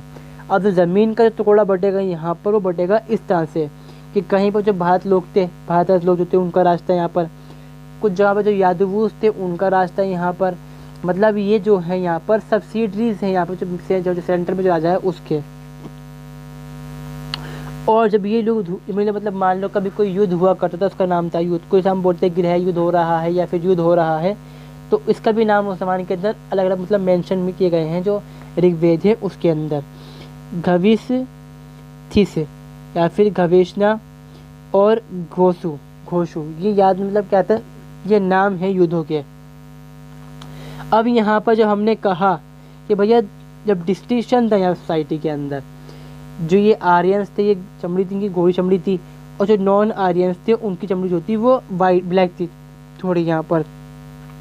अब यहाँ पर डिवीज़न किस बेस के ऊपर होता था, horses and chariot were the primary distinction between element between the Rigvedic Aryan and their predecessors वहाँ पर इनके वो लोग हैं जो इनसे कमतर थे यहाँ पर, मतलब प्रेसिडर मतलब हम ये बोलते हैं कि जो बाद में जो आते हैं इनके लोग, ठीक है। Aryan during this age knew a metal describe in Rigveda as a ayas, या फिर आयस इसको बोलते हैं के टाइम में हम। ऋग्वेद के अंदर एक वर्ड का मेंशन किया गया है अयस का, मतलब ओर का। अब ये नहीं मालूम कि वो कॉपर है, ब्रोंज है या फिर आयरन है। यहाँ पर मेनली जो आयरन है उसका इस्तेमाल तो यहाँ पर होगा, मगर वो लेटर वैदिक एज में होगा, इस टाइम नहीं होता। अब इसका पता चलता है हमें यहाँ पर कि भैया ये जो आयस्क है उसका इस्तेमाल किया गया था यहाँ पर किसके लिए, एरो हेड्स के लिए। इसको कहा जाता है यहाँ पर अयुम खम, ये मतलब ये जो है तीर जो भाला है उसकी नोक के ऊपर जो लगता है उसके लिए इस्तेमाल करते थे इस मेटल को। अब ये मेटल था कि ये नहीं मालूम मतलब है भैया। Cow was a coveted possession of a Rigvedic Aryan and not the land, मतलब यहाँ पर ये था कि जो अमीर है वो इस बेस पे अमीर है कि इसके पास ज़्यादा गाय है। ज़्यादा ज़मीन होना कोई यहाँ पर अहमियत रखता ही नहीं था, क्योंकि ज़मीन पे खेती करना लोगों को सही से आता नहीं था। और ये जो प्लॉट्स होते हैं, जो यहाँ पे जो हल होते हैं, वो लकड़ी का इस्तेमाल करते हैं, जो कि टूट जाया करते बहुत जल्दी, सीधी बात आप जानते होंगे। Lack of a suitable metal like iron discourage agriculture and pastoralism was the main source of livelihood. यहाँ पे क्या हुआ कि जब हम जानते हैं कि आयरन था नहीं, ब्रोंज मजबूत नहीं होता इस चीज़ के लिए ना, कबत मजबूत था कि ज़मीन को वो फाड़ सके। लोहा ये काम कर सकता है, लोहा था नहीं। अब लकड़ी के हल थे, लकड़ी के हल का हिसाब ये था भैया ज़्यादा से ज़्यादा 1 फीट खोद देगा वो, या कुछ इंच को ज़मीन को खाड़ देगा, ज़्यादा से पलट देगा यहाँ पर। तो इस वजह से क्या हुआ, यहाँ पर जो खेती है वो डेवलप सही से नहीं हो पाई, शुरुआत में डेवलप नहीं हो पाती यहाँ पर। और जो पेस्टोरलिज्म जो है यहाँ पर, जो चरवाह की ज़िंदगी है कि भैया चरवाहे करना, गाय बच्चे पालना उनको फिर खा जाना बाद में चल के, तो वो चीज़ यहाँ पर बहुत ज़्यादा चलती थी उस टाइम। यहाँ पर सोर्स था यहाँ पर। दिस मेड आर्यन सेमी नॉर्मेटिक, इससे क्या होता है जो आर्यन से वो सेमी नॉर्मेटिक बन जाते हैं, मतलब आधे जनजातीय लोग, मतलब शहर के गाँव के अंदर रह भी रहे हैं और ज़िंदगी इनकी कैसी है जो बन जा रहे हैं, जो खामोश लोग हैं उन जैसी ज़िंदगी है इनकी यहाँ पर। These two aspects as semi-nomadic and life and Gavesthi consist warfare for the position of cows, prevent the Rigveda people from having large kingdom, and so the political organization during this age revolved around the tribal or clan kinship. Sorry.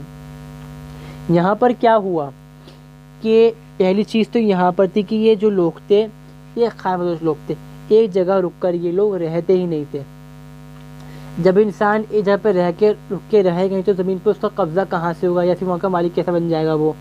दूसरी चीज़ थी लगातार चलने वाले गविस्ती युद्ध, जिनको हमने कहा कि भैया आपस में लड़ना है लोगों का। तो आपस में लड़ना प्लस साथ में क्या था कि भाई ये लोग खामोश लोग थे, तो ये वजह रही यहाँ पर कि ये जगह जमकर शांति के साथ जो दुश्मन थे उनको चल नहीं पाए, आपस में लड़ते रहे और ये बड़ा कोई वास्ट एम्पायर बना ही नहीं पाए यहाँ पर। ड्यूरिंग लेटर पीरियड, जो लेटर वैदिक जो एज है, the Aryan moved from the region of Saptasindhu to the area of western Uttar Pradesh and upper Doab. जो लेटर वैदिक पीरियड है उसमें क्या होगा, ये लोग जो हैं ये फैल जाएंगे और ज़्यादा, जो आर्यंस जो लोग हैं, जो इंडो और जो बाहर के लोग जो आए हुए हैं यहाँ पे इंडिया में, जो वेस्टर्न उत्तर प्रदेश है वहाँ जाके ये लोग बस जाएंगे फिर। तो इनका जो हम देखते हैं कि स्टैंड से वहाँ तक इनका मिलता है वैसे हम आज के टाइम में। अब लेटर वैदिक पीरियड के अंदर ही जो आयरन की जो नॉलेज है वो इनको मिल चुकी थी कि भैया लोहा कोई चीज़ होती है और मजबूत होता है, ज़मीन को फाड़ सकता है और उससे बड़े मजबूत औजार यहाँ पर बन सकते हैं। यहाँ पर जो आर्कोलॉजिकली द फाइंडिंग ऑफ 7 और so painted grey ware sites attribute to the later Vedic Aryan indicate that they had a settled life not with a primitive। इसमें ये कहा गया कि भैया अगर हम देखें जो आर्कोलॉजिकल सर्वे जो होता है उसके अंदर में कुछ बर्तन मिले हैं यहाँ पर, जिनको हमने कहा पेंटेड ग्रे वेयर, जिन पे जो ग्रे कलर मतलब किया गया है यहाँ पर। तो अगर हमने देखा भाई बर्तन इंसान के पास कब होते हैं, जो घर बसाता है इंसान कब बसाता है, जब भाई कहीं टिक्के रहने वाला हो यहाँ पर। तो ये चीज़ के अंदर इन्होंने कहा है कि जो आर्यंस बाद में जो लेटर वैदिक एरियाज आता है वहाँ पर जो आर्यंस हैं वो टिक कर एक जगह रहने लग गए थे। इसका सबूत हमें कैसे मिलता है यहाँ पर PGW से, मतलब पेंटेड ग्रे वेयर से। ठीक है। The smaller unit of Rigveda is now combined to form larger one say like the Purus and Bharat. जो छोटे मोटे जो क्लैंस थे, यहाँ बात हम जो कर रहे हैं वो ज़मीन का डिवीज़न नहीं ले रहे हैं, यहाँ पे जो जातियाँ हैं, जो लोग हैं, उनका हम डिवीज़न ले रहे हैं।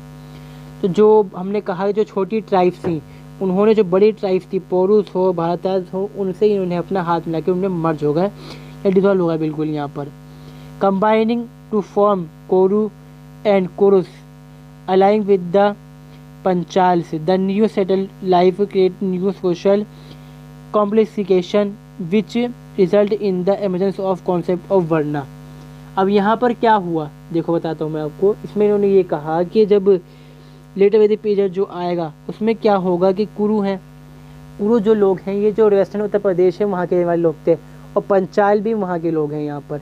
इनमें क्या हुआ कि जो छोटे छोटे ट्राइब्स थे वो इनके अंदर आकर अब मर्ज होते गए। वजह क्या थी कि भैया कोई हम पे हमला ना कर दे, तो मिल जाते हैं चक्कर में साथ में इनके। और इससे क्या हुआ, जो पांचाल थे उनके साथ भी जो छोटी ट्राइब्स थी आकर मिल गई यहाँ पर। सो ये चीज़ें कुछ रीजंस रहे यहाँ पर कि जिस वजह से ये जो वेस्टर्न उत्तर प्रदेश का इलाका है वहाँ जाकर ये लोग बस पाए। और इससे यहाँ पे शुरू होता है सिस्टम वर्णा का। कैसे होता है सिस्टम, देखो जो कुरु हैं और जो पांचाल लोग हैं ये हो गए अपने आप के अंदर बड़े रुतबे के लोग।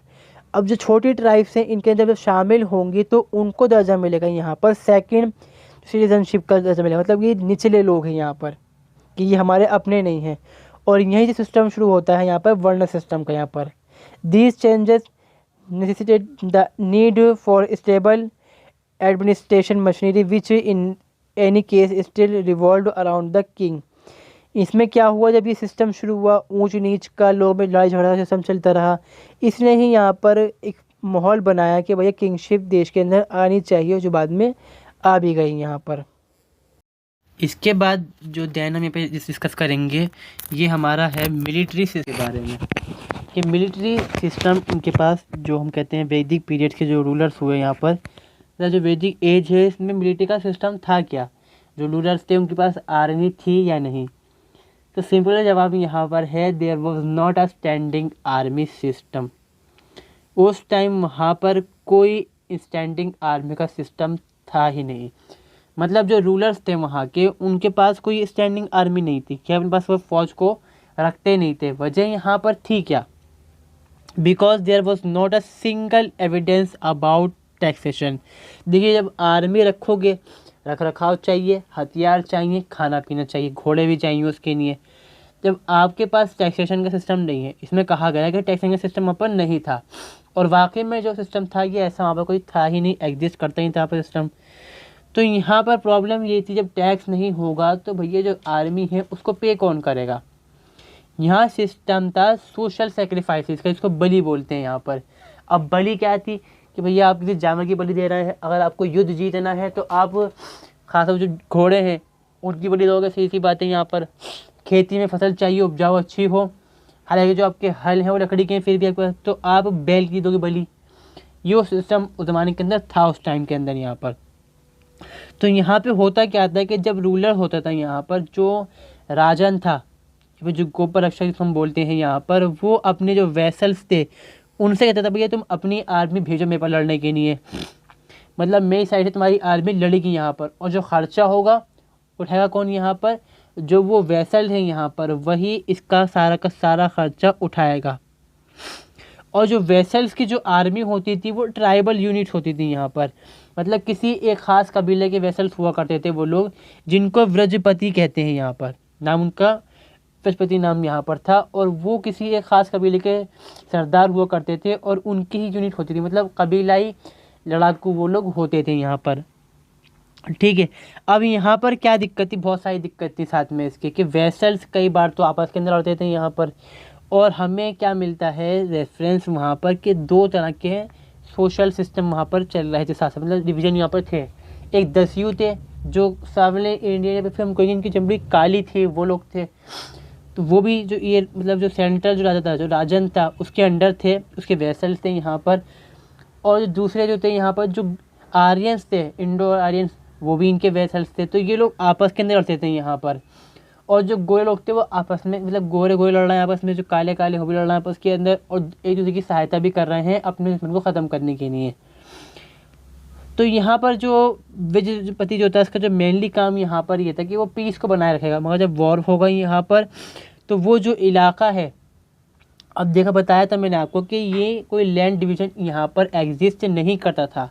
यहाँ जो सिस्टम था वो सीधा सिस्टम यहाँ पर ये था कि भैया जो लोग हैं, जो ट्राइब्स थी, उनके अकॉर्डिंग बटा था। जहाँ पर ट्राइब्स मूव करेंगी, जो राजा का जो किंगडम है, जो एम्पायर जो यहाँ पर है, वो उस टाइम साथ साथ उसके मूव करेगा यहाँ पर।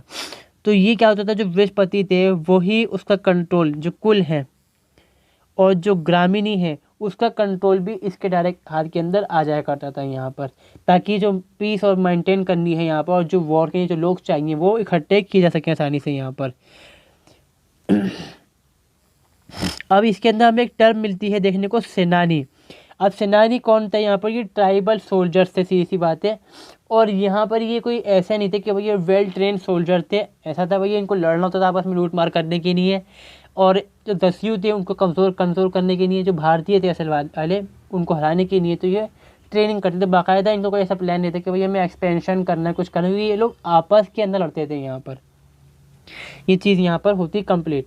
अब इसमें क्या होता है, पॉलिटिकल सिस्टम के अंदर ही आता है यहाँ पर असेंबली, सभाएं जो होती थी यहाँ पर, सभा या फिर समिति।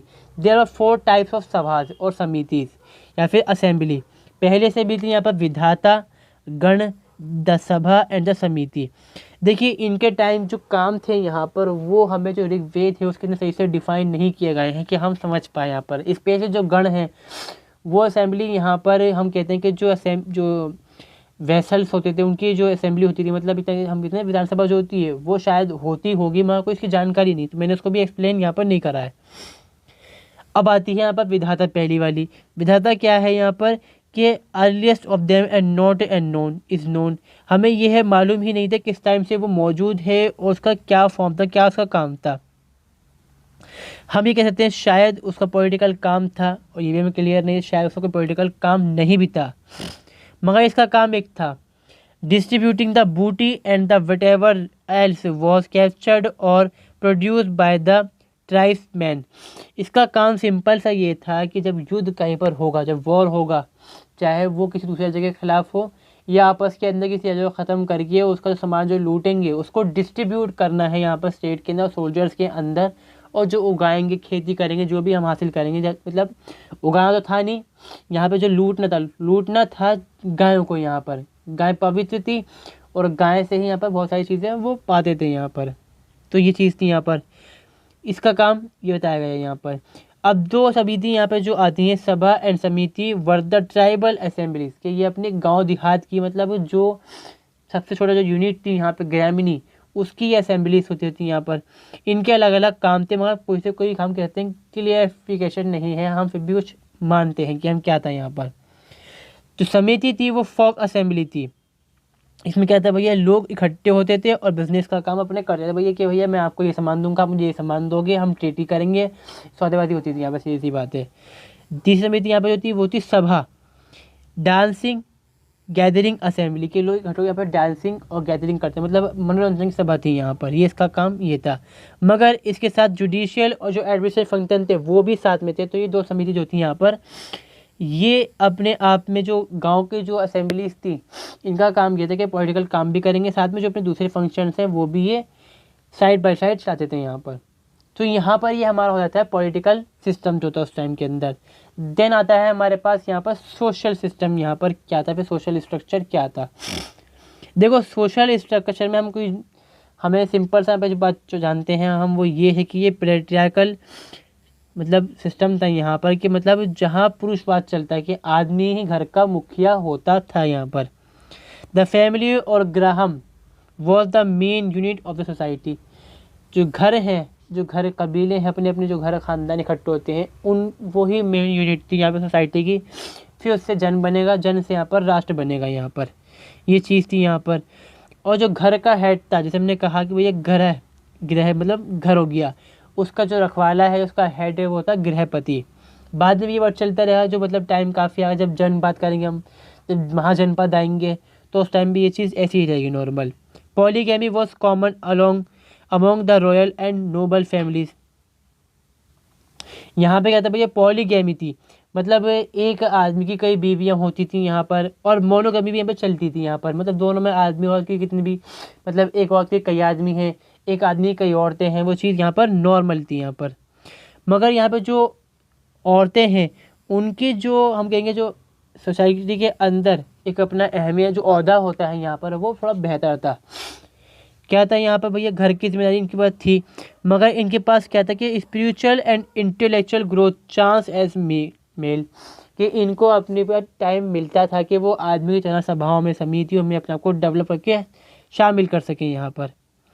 इस टाइम कुछ हमें जो इस तरह चलता है हमें कि कुछ औरतों के नाम दिए गए हैं ऋग्वेद के अंदर, जैसे अल्पर, अपाला, विश्वारा, घोषा और लोपा मुद्रा। ये कुछ एग्जिस्ट करती थी महिलाएं उस टाइम के लिए, जो कि अपने आप में पॉपुलर भी थी और तरक्की मतलब उन्होंने डेवलपमेंट अपना करा काफ़ी तौर पर। फिर आते हैं यहाँ पे woman were allowed in participate in the popular assemblies. Popular assemblies कौन है यहाँ पर, हमारी विधाता है और जो गण है, सभा है, समिति है, इनको परमिशन थी यहाँ पर। और कोई चाइल्ड मैरिज नहीं थी, कोई सती प्रथा यहाँ पर थी नहीं, ये बाद में शामिल होती है सती प्रथा यहाँ पर। Cotton and woollen upper and lower garment were Warne by both men and women. Cotton के कपड़े और जो वुलन थे यहाँ पर उसके कपड़े और आदमी दोनों ही पहनते थे अपने। तो यहाँ पर क्या था भैया, कई तरह के इनके ऑर्नामेंट भी थे, गहने जो होते हैं गले गले के अंदर पहनने वाले। वीट एंड बार्ली उगाते थे यहाँ पर, ये इस चीज़ को मतलब खेती के लिए यहाँ पर मिल्क है एंड इट्स डेरिवेट्स, जो खाना है उससे जो दूध है, दूध से दही बनती है, घी बनता है, उसका ये इस्तेमाल करते थे अपने खाने तौर पर। और फ्रूट जो वेजिटेबल जो यहाँ पर होते हैं, मतलब फ्रूट है यहाँ पर, वेजिटेबल्स हैं, उनको भी ये इस्तेमाल करते थे खाने पीने के लिए। Because the cow was a holy animal consuming its meat was forbidden. गाय यहाँ पर माता का दर्जा था गाय का, तो उसका गोश्त खाना मना था यहाँ पर, मगर जो दूसरे जानवर थे उनका खाना मना नहीं था। बाद में मतलब ये सी बात निकल के आती थी यहाँ पर। The most popular hobbies were chariot racing, horse racing, dancing, music etcetera. तो यहाँ पर इनकी जो हम कहते हैं हॉबीज़ क्या आती हैं भैया, रथों की रेस करना, घोड़ों की रेस करना, डांसिंग करना, और ये तरह की जो म्यूजिक वगैरह जो होती थी, ये चीज़ें यहाँ पर इनकी हॉबीज़ थी, मतलब ये इंटरटेनमेंट इस ज़रिए से करते थे यहाँ पर। मगर यहाँ पर हम ये देखते हैं कि जो सोशल डिवाइड है कोई इस तरह का वैदिक पीरियड के अंदर नहीं मिलेगा। जो लेटर वैदिक पीरियड है वहाँ पर इसकी हो जाती है यहाँ पर। अब जो डिवीज़न यहाँ पर था वो क्लैन के बेस पे हालांकि था थोड़ा सा, मतलब जो आपकी वंशावली है कि आप इस वंश से हैं तो आपका ये वाला वंश है, वंश आपका ये वंश है। मगर जो जाति है, ब्राह्मण हो, क्षत्रिय हो, शूद्र हो, वो सिस्टम था ही नहीं इस टाइम तक, वो आता है लेटर वैदिक पीरियड के अंदर यहाँ पर। देन हम देखते हैं यहाँ पे मैरिज के बारे में, थोड़ा डर नीचे हो गया है, यहाँ पर आ गया मैरिज। अब हम देखें जो ऋग्वेद है उसके अंदर कुछ मिलाकर यहाँ पर 12 तरह की जो मैरिजेस के टाइप्स हैं उनको डिफ़ाइन किया गया है यहाँ पर। कुछ ख़ास जो देखते हैं हम यहाँ पे कौन कौन से थे यहाँ पर, ठीक है। पॉलीगैमी, पॉलीएंड्री चलती थी यहाँ पर, सीधी बात है भैया। जब मतलब एक औरत के कई आदमी हो सकते हैं, पति हो सकते हैं, और एक पति मतलब एक आदमी की कई पत्नियाँ यहाँ पर हो सकती थी उस टाइम के अंदर, मोनोगमी चलती थी मतलब यहाँ पर। लेविरेट क्या था भैया, marrying the husband younger brother on the death of husband. मतलब ये है कि भैया आदमी मर गया, पति मर गया, तो उसके जो छोटे भाई हैं उससे शादी औरत की करा दी जाती थी यहाँ पर, ये चीज़ चलती थी इस टाइम के अंदर। निरोग्य मैरिज, यहाँ पे क्या है, विडो रीमैरिज एक तरह की। निरोग्य मैरिज मतलब क्या था भैया, जो विधवा है उसकी दोबारा विवाह करवा देना, उसका अलाउड था उस टाइम के अंदर। बाद में ये चीज़ बंद कर दी गई यहाँ पर।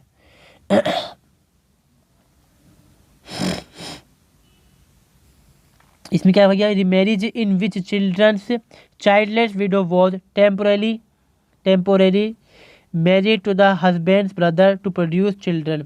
मतलब कि भैया बच्चे पैदा करने के बाद शादी कर देते हैं औरत की भाई से उसके आदमी के। अब इंटरवर्ना मैरिज भी हमें देखने को मिलती है, अनुलोम विवाह और प्रतिलोम विवाह। इसमें क्या था, देखो प्रतिलोम विवाह जो है यहाँ पर रिस्ट्रिक्ट था अकॉर्डिंग टू ऋग्वेद। इसमें क्या था, प्रतिलोम विवाह के अंदर, प्रतिलोम विवाह में ये था कि आदमी जो है वो लोअर कास्ट का है और जो औरत है वो अपर कास्ट की, तो शादी उनकी नहीं होगी। हाँ, अनुलोम विवाह में क्या था, यहाँ पर आदमी जो है अपर कास्ट का है और जो है लोअर कास्ट की शादी तो हो जाएगी यहाँ पर। यहाँ पर सिस्टम चलता था। अब में से मैंने कहा कि डिवीज़न यहाँ पर नहीं था, मगर डिवीज़न एक बेस के ऊपर था यहाँ पर, वो था यहाँ पर आर्यंस और नॉन आर्यंस के बीच में। जो नॉन आर्यंस थे उनको दास, दस्यु या फिर असुरा कहा गया। अब कभी देखोगे कि हिंदू ग्रंथों के अंदर आपको दिखता है कि असुरों का नाश कर दिया। असल में वो जो असुर थे ना, वो असल इंडियन लोग थे, उनका नाश कर दिया था इन आर्यंस ने। अब वो जो हिंदू वेद हैं उनके अंदर इन्हीं को, जो असल इंडियंस हैं, इनको देश का एक तरह से दुश्मन के तौर पर दिखाया गया है, जिनका नाश जो बाहर से आए हुए लोग थे उन्होंने करा यहाँ पर। तो ये कुछ सिस्टम ऐसा दिखाया गया है इसके अंदर, ठीक है। अब इसमें क्या था यहाँ पर कि continuous fighting among Aryans and non Aryan who were called Dasa, Dasyu, Asura etcetera are the main hymns in Rigveda which prove that the Aryans constantly sought the help of their gods against the non Aryans. इसमें ये कहा गया कि जो ये Aryans लोग थे, non Aryans को मारने के लिए और ख़त्म करने के लिए इन्होंने अपने देवताओं से प्रार्थनाएं की, बलियां चढ़ाई, लोग उनके अपने देवताओं को यहाँ पर। अब जो देवता होंगे आप जानते हैं, सूर्य देवता हैं, इंद्र देवता हैं, ये इनके देवता थे यहाँ पर। जो आज के टाइम में जो हिंदू धर्म है उनके भी देवता यही हैं यहाँ पर। तो इन्होंने क्या करा भैया, इनको मारने के लिए जो दस्यु थे इंडिया की, जो असली जातियाँ थी इंडिया की, उनके लिए इन्होंने आपस में देवताओं से मतलब उनको पूजा वगैरह करी और सपोर्ट उनसे हासिल करी इस तरह से। अब यहाँ पर कई देवताओं का जिक्र है, जब हम बात करेंगे यहाँ पर जो रिलीजियस फैक्टर है, जो अगला फैक्टर है और आखिरी भी है, उसमें देखते हैं तो इसमें पता चलता है कि भैया इनसे जो है सबसे पावरफुल जो आर्यन गॉड है यहाँ पर, मतलब जो हिंदू गॉड भी यहाँ के टाइम में तो हम जानते हैं, मतलब देवता है, भगवान नहीं है ना ईश्वर है, देवता है वो देवता, ठीक है। इनका यहाँ पे क्या काम था भैया कि इनको क्रेडिट दिया गया था कि honour of the destroying forts and puras. अब देखो ये जो हमने कहा जो टाइम था, इस टाइम फोर्ट्स नहीं थे यहाँ पर, मगर जो इंद्र देवता को मशहूर इसलिए है कि वो किलों को बर्बाद कर दिया करते थे, चाहे वो किले कितने ही मजबूत हों, थे ही नहीं किले भाई, बर्बाद कहाँ से करते हैं। तो इसमें ये कहा गया कि इन्होंने जो बड़ी की बड़ी आबादी सेटलमेंट्स थे उनको बर्बाद ये कर दिया करते थे। किस वजह से कि ये यहाँ पर गॉड ऑफ, हम कहते हैं यहाँ पर थंडर कहते हैं इनको, मगर ये गॉड ऑफ लाइट है मेनली जो उनको कहा गया असल में। The Aryan were themselves divided into various kingdoms and tribes and fought among themselves for the extension of their territory and power. अब यहाँ पर डिवाइड होता है कि भाई आर्यंस भी अपने आप में डिवाइड हुए थे यहाँ पर, जैसे हमने देखा कुरु हैं, पांचाल हैं और भारताज हैं, यादुवाज हैं, ये सारे जो थे ये आर्यंस के अलग अलग किंगडम्स थे। अब ये इनका जो एक्सपेंशन है, अब देखो आप देखो तो ये नॉर्थ इंडिया से लेकर वेस्ट उत्तर प्रदेश जो है वहाँ तक इनका एक्सपेंशन था बहरहाल। अब ये एक दूसरे से लड़ने के लिए, अपने आर्यंस भाइयों को क़त्ल करने के लिए भी नॉन आर्यंस की हेल्प लेते थे, और एज वेल एज जो नॉन आर्यंस थे वो आर्यंस की हेल्प लेते थे अपने दोस्तों, अपने सबको ख़त्म करने के लिए। वजह क्या थी भैया, अपना जो किंगडम है उसको फैलाना है, जो अपना दबदबा है उसको कायम करने के लिए ऐसा करना पड़ेगा, तो ये करते थे लोग यहाँ पर, ठीक है। तो इसमें बहुत सारे यहाँ पे जो ऋग्वेद है डिस्क्राइब करता है ऐसा बैटल के बारे में, ऐसा जिसमें 10 राजन के बारे में कहा गया है, और द बैटल ऑफ 10 किंग्स, मतलब जो जहाँ पे 10 राजाओं ने लड़ाई लड़ी आपस में एक मिलकर। इसमें क्या हुआ, Sudas was the Bharata king of the Tritsu family which was settle in the country which later came to known as Brahmavarta. अब यहाँ पर एक सुदाराज का राजा दिखाया गया है जो कि ब्रह्मावत्रा में रहता है, और भारत किंग मतलब ये जो यदुवाज हैं, भारताज हैं, कुरु हैं, पांचाल हैं, ये अलग अलग जो आर्यन किंग्स हैं यहाँ पर, उन्हीं में से ये भारत का किंग था यहाँ पर, जो भरत लोग थे उनका। और इसने क्या करा भैया, जंग लड़ने की तैयारी शुरू करी। And the land lying between the river Saraswati and Drishadvati, जो हम कहते हैं जो हरियाणा का इलाका है, पंजाब का इलाका है, वहाँ पे कहीं ये रहा होगा। इसमें हुआ क्या, Sudas dismiss his priest Vishwamitra and appointed Vashisht in his palace. Thereupon a bitter and long rivalry ensued between the two priests, and the revenge Vishwamitra led a tributary tribal confederacy of 10 kings against Sodas. अब यहाँ पर क्या हुआ, जो विश्वामित्र हैं priest थे, आप जानते होंगे, नाम सुनने को आपको मिलेगा इनका। ये हिंदुओं के अंदर संतों की मतलब अहमियत रखते हैं यहाँ पे धर्म के अंदर। और विश्वामित्र हैं उनको भी आप देखेंगे। तो ये क्या दिखाया गया है इसको, सुदास को, कि ये असुर है। हालांकि यहाँ पर ये आर्यन भी है, फिर भी इसको असुर के रूप में दिखाया जाएगा जब आप पढ़ेंगे हिंदू ग्रंथों के अंदर इसको। तो इसका अंत करने के लिए यहाँ पर जो विश्वामित्र हैं उन्होंने 10 राजाओं को साथ में मिलाया अपने, और जो सुदा है उसके ऊपर हमला बुलवा दिया। किस वजह से कि भैया जो प्रीस्ट थे यहाँ पर, जो ये अपने सन्यासी थे, आपस में लड़ पड़े थे। इसमें कौन कौन सी देखते हैं हम, ट्राइब्स आई। देखो, पुरु, यादु, तुर्वासा, अनुस एंड ध्रुव्यू। तो ये तो मतलब क्या है, तो पावरफुल 4 इनके ट्राइब्स हो गई, और इनके राजा आ गए, सीधी सी बात है यहाँ पर। और जो दूसरी जो 5 ट्राइब्स थी, जो कमज़ोर ट्राइब, छोटी ट्राइब्स जो आ गई थी, वो थी यहाँ पर अलीना, पख्ता, बलनस एंड शिवा एंड विषय निन। तो ये 10 इन्होंने कॉन्फेडरेंसी बनाई अपनी, मतलब एक अलाइड फोर्स बनाई, मिला के मतलब सामूहिक फौज बनाई, और जो सुदा है उसके ऊपर हमला कर दिया। मगर उल्टा हो गया, यहाँ पर हुआ क्या कि जो सुदा था वो जीत गया अकेला होने के बावजूद भी। He had the Sudas won the this battle, he had to fight yet another battle in which the 3 non Aryan tribe Ajas, Shigrus and Yakushu had united against him under the king Bodha. He again emerged victory and thus became the most powerful Aryan king of his times. फिर इनने क्या करा भाई, 10 को हराया। फिर 3 जो राजा थे उन्होंने मिलकर बनाया, जो कबीले थे यहाँ पर अजाज हैं, बताया गया सुरगुस हैं, यक्षूस हैं, इन्होंने मिलकर बनाई अपनी ट्राइब्स की एक कॉन्फेडरेंसी। हमला फिर करा, ये फिर जीत गया। इस तरह से उभर के आता है कि सुदा सबसे ताकतवर आर्यन राजाओं के अंदर था। ये जो हमें जानकारी मिलती है ऋग्वेद से मिलती है यहाँ पर, कि उसमें कथन कहे गए कि उसने ऐसा करा, उसने ऐसा करा, गीत गाए जाए, तारीफ की जा रही है उसकी, तो पता चलता है हमें उससे यहाँ पर। मगर कोई ऐसी कोई तरीके वाली हिस्ट्री जब हम लिखते हैं उस तरह की कोई हिस्ट्री नहीं है इसके अंदर फ़िलहाल। तो ये चीज़ यहाँ पर हमारी कंप्लीट हो गई। अब आती है हमारी इकोनॉमिक कंडीशन।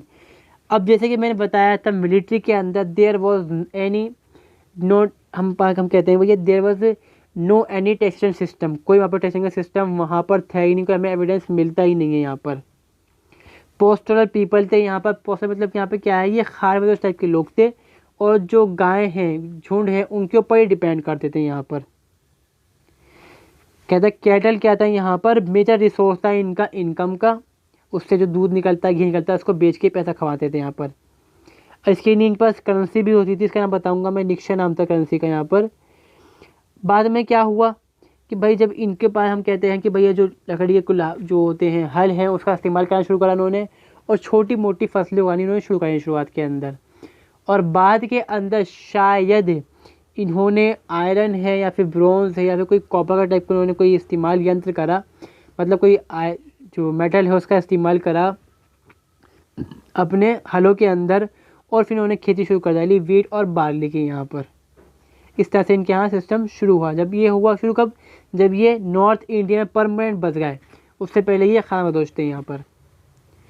और जो यहाँ पर जिसके पास सबसे ज़्यादा गाय थी उसको कहते थे यहाँ पर गोमत, कि वेल्दी मैन है, बहुत अमीर है। तो मतलब क्या है कि गाय है यहाँ पर सोर्स ऑफ इनकम था, और वेल्थ था यहाँ पर सिंबल था।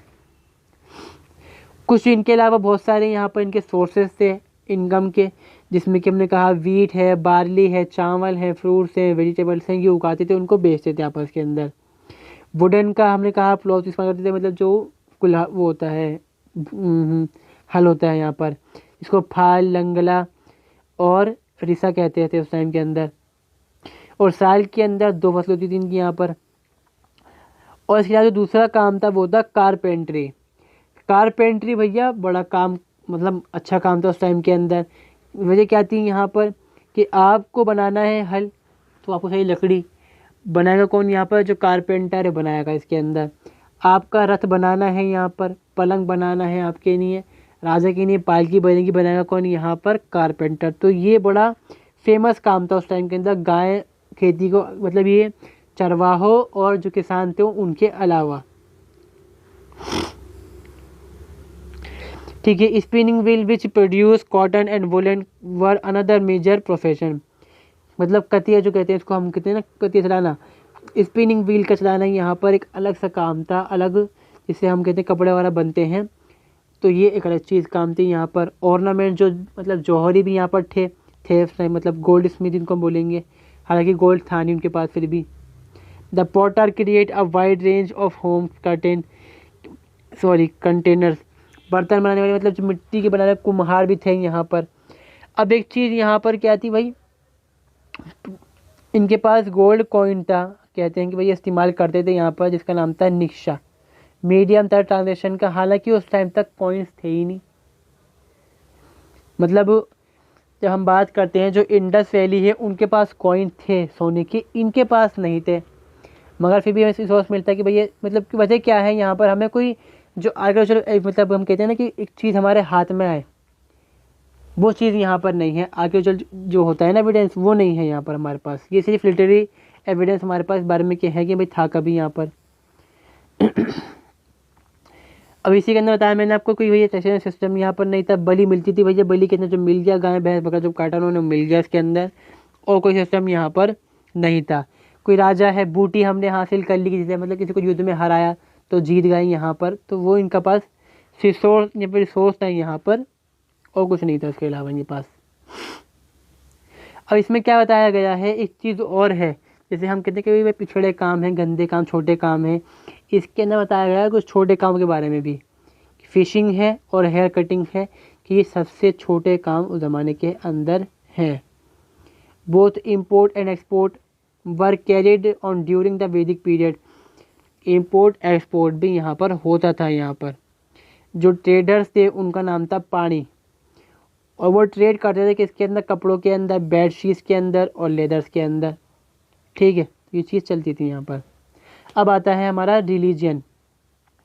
रिलीजन के बेस पे अगर हम देखें तो हमें क्या दिखता है कि ये मोनिस्ट थे यहाँ पर, बेसिकली यहाँ पर मतलब सन्यासी टाइप के ये लोग थे। धर्म के अंदर मूर्ति वाला पूजा को ये मानते नहीं थे बिल्कुल भी। जो हम बुद्धिज्म देखते हैं वो यही होता है आज के टाइम में। अब इनका क्या हिसाब था यहाँ पर कि 33 इनके पास देवता थे यहाँ पर, 33। अब देखो कुछ में क्या होता है कि कुछ कहते हैं कि 33 करोड़ देवता हैं, कुछ कहते हैं कि 33 कोटि देवता हैं यहाँ पर। अब क्या हिसाब है, बेहतर जो नज़रिया है इंसान को हिसाब से मान लीजिएगा, जो भी बेहतर है यहाँ पर।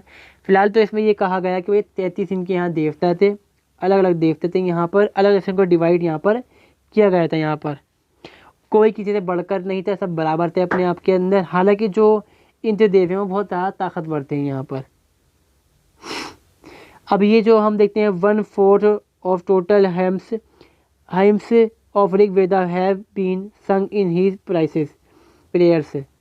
इनका हिसाब ये था भैया, जो ये इन्होंने लिखे गीत अपने देवताओं के अंदर बारे में लिखे हुए हैं, 1/4 जो गीत लिखे गए हैं इसके अंदर ऋग्वेद के अंदर। अब इनको हमने डिवाइड करा है किस किस के ऊपर, भाई कौन सा देवता किस चीज़ को लेकर है। Terrestrial god such as Parvati, Agni, Brihaspati, सोम, पृथ्वी, अग्नि, बृहस्पति और सोम। मतलब जो ये टेरिस्ट्रियल जो है वो ये जो सतह से मतलब जब कहते हैं ज़मीन से जोड़ा हुआ देवता है यहाँ पर। बृहस्पति क्या है आप जानते हैं कि दुनिया के अंदर एक ग्रह है यहाँ पर। सोम क्या है, वो भी ग्रह है यहाँ पर। अग्नि जो है वो भी, अग्नि ग्रह नहीं है फिलहाल यहाँ पर। जो पृथ्वी है वो ग्रह है यहाँ पर। तो ये ज़मीन जुड़े हुए देवता हो गए। फिर आते हैं एटमॉस्ट्रॉपिक, जो आसमान जोड़ते हुए देवता हैं यहाँ पर। इंद्र देवता हैं, रुद्र हैं, मारुत हैं, वायु हैं, पृथ्वी पर जन्या हैं। ये देवता जो हैं आसमान जुड़े हुए देवता हैं। अब जो आसमान से ऊपर भी आसमान है बहुत बड़ा, उसके ऊपर भी देवता थे यहाँ पर। कैस्टियल गॉड जैसे कि सूर्य हैं, उषा है, सावित्री हैं, विष्णु है, मून है और वरुणा है यहाँ पर। तो ये उस टाइम के अंदर देवता थे। अब आप देखोगे कि यहाँ भगवान राम हो, कृष्णा हो, उनका जिक्र नहीं है। भाई वो तो उस टाइम थे ही नहीं, पैदा भी नहीं हुए थे, क्योंकि ये जो अवतारवाद है वो बाद में शुरू होता है हिंदू धर्म के अंदर, इस टाइम तक नहीं था यहाँ पर। तो यहाँ पर इंद्र है, वरुण है, अग्नि है, सोमे, सूर्य हैं, ये प्रोमिनेंट गॉड थे। और इनमें से कुछ को तो आज भी मतलब इज्जत, मतलब जो हम कहते हैं ना पूजा, तो इनकी आज भी होती है। मगर जैसे अब देखते हैं हम कि जो अवतारवाद है वो मशहूर आज के टाइम के अंदर, तो ये जो देवता थे ये अवतारवादी नहीं थे, ये तो असल देवता ही थे उस टाइम। तो इनकी पूजा आज भी होती है, मगर बहुत कम लोग करते हैं इस चीज़ को। अब यहाँ पर क्या कहते हैं हम कि जो इंद्र जो थे पावरफुल थे, इनके पास एक यंत्र था वज्र, मतलब बिजली को ही फेंक कर मारते थे किसी भी के ऊपर भी। अब हम कहते हैं कि भाई ये रेन और थंडर के देवता थे, मगर ऐसा नहीं था। ये भगवान जो थे ये देवता थे लाइट की, रोशनी के देवता थे। इनमें से कुछ देवता थे जिनके बता दिए हैं मैंने आपको काम कौन कौन से थे। यहाँ पे से हमने कहा Parjanya regarded as the god of rain. Parjanya कहते हैं भाई यहाँ पर बारिश के देवता हैं। मारुत हैं थंडर स्टॉर्म के। वरुण हैं पावर के। अग्नि है यहाँ पर खाने की नहीं है, ठीक है। और आ गया सूर्य, यहाँ पर कौन है, गॉड ऑफ लाइट। सूर्य भी कहा भैया, और जो ये इंद्र हैं ये भी लाइट के देवता ही इनको कहा गया है यहाँ पर। तो ये चीज़ उस टाइम इनके यहाँ प्रोमिनेंट थी। यहाँ पर performance of yajna prayer to god and sacrifice of various article food animals form the basic concept of their religious ritual by which they try to please gods and expect honor, wealth, power and comfort of life in return। जो के time में होता है हम देखते हैं ये यज्ञ करवाए जाते हैं, सेक्रीफाइस करते हैं, प्रार्थनाएं करते हैं बड़ी बड़ी लोग। वो किसने करते हैं, उसमें क्या है भैया, चढ़ावा चलता है मंदिर के अंदर बहुत बड़ा बड़ा। उसने होता है कि भई जो भगवान है हमसे राज़ी हो जाए, बदले में पैसा हो, संतान हो, ताकत मिले। तो वही चीज़ उस टाइम भी चलती थी, इसलिए पूजा वगैरह लोग करते थे यहाँ पर। अब बता दिया कि भैया इनके पास बहुत सारे देवता थे, मगर ये फिर भी मोनिस्ट थे, मतलब देवताओं के अंदर विश्वास रखते ही नहीं थे यहाँ पर ये। अब दो चीज़ें यहाँ पर थी, मतलब कुछ लोग होता है हों देवताओं को माने, कुछ लोग देवताओं को ना मानते हों, ये चीज़ यहाँ पर थी। अब इसमें एक कॉन्सेप्ट हम जानते हैं माया, कि दुनिया में क्या है कि मोह माया होती है। उससे धर्म लोगों से कहा गया कि आप दूर रहिए मोह माया से। जो ये जो फॉल्स है, ये ज़िंदगी के क्या है, झूठ है, इसका कोई हासिल इंसान को कुछ भी नहीं होने वाला। और कर्म का प्रिंसिपल चल जाता, मतलब ये जैसा करोगे वैसा पाओगे, ये धर्म का सिस्टम उस टाइम के अंदर था। सो ये यहाँ पर कुछ हमने देखा कि वैदिक पीरियड था, वैदिक एज थी इस वीडियो के अंदर। कैसी लगी आपको ये वीडियो? नेक्स्ट वीडियो के अंदर हम बात करने वाले हैं लेटर वैदिक एज के बारे में। अगर ये वीडियो आपको यूज़फुल लगी हो तो प्लीज़ वीडियो को लाइक, चैनल को सब्सक्राइब ज़रूर करें। वीडियो देखने के थैंक्स, मिलते हैं हम नेक्स्ट वीडियो के अंदर।